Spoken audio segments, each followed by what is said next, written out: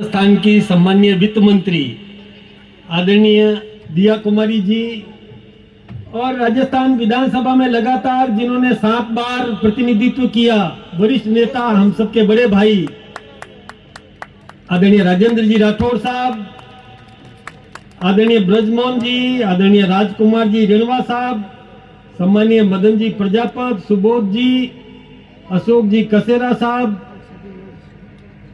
देवेंद्र जी झाजड़िया साहब, अभिनेश जी महर्षि और जिन्होंने ये भवन दिया अपने पूज्य पिता श्री बहादुर सिंह जी, पूज्य माता जी भान कंवर जी के नाम पर, उनके पद चिन्हों पर चल करके, और जो जिन्होंने ये भवन दिया है आदरणीय जितेंद्र सिंह जी, और जिनके घर में लक्ष्मी का वास हो तो क्या कमी रह सकती है। आदरणीय लक्ष्मी जी यहाँ विराजमान समस्त भामाता परिवार के सदस्यगण, बुजुर्ग महानुभाव, नौजवान साथियों, प्यारे बच्चों, वैसे तो वक्ता है वो अपनी बात रखेंगे, लेकिन मैं एक दो दृष्टांत देकर के, क्योंकि समय की अपनी सीमा है, उस सीमा में ही मुझे अपनी कुछ बात रखनी है।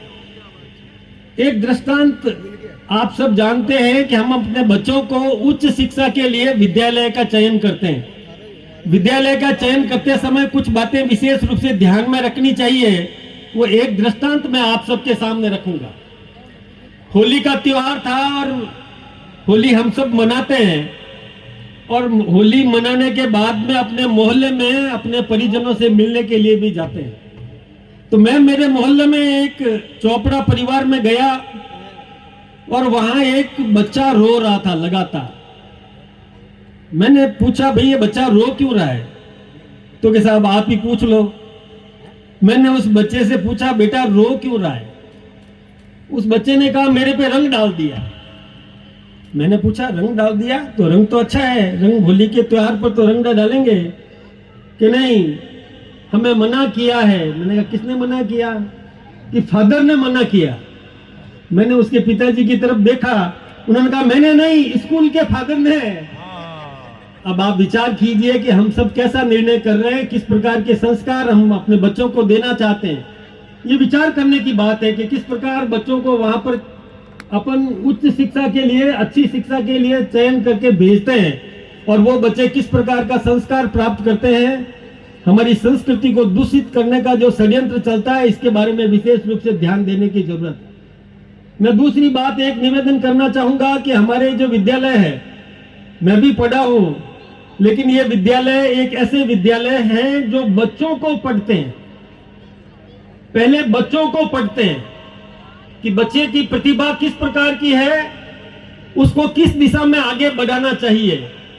और आज आप देखते हैं कि कई बच्चे आत्महत्या भी कर रहे हैं। वो क्यों कर रहे हैं? कि उनकी प्रतिभा तो दूसरी दिशा में है, और हम उन पर दबाव डालते हैं कि तुम इंजीनियर बनो। उन बच्चे की प्रतिभा है डॉक्टर बनने की, और हम चाहते हैं कि वो IAS बने। तो बच्चा निरुत्साहित हो जाता है, बच्चा बोझ महसूस करता है। तो इसके बारे में विचार करने की जरूरत है। यह विद्यालय ऐसा विद्यालय है जहां पर पहले उस बच्चे को पढ़ा जाता है, उसके बाद बच्चों को पढ़ाया जाता है। यह विशेषता है इन विद्यालयों की। इसलिए ऐसे विद्यालयों में हम अपने बच्चों को भेजें।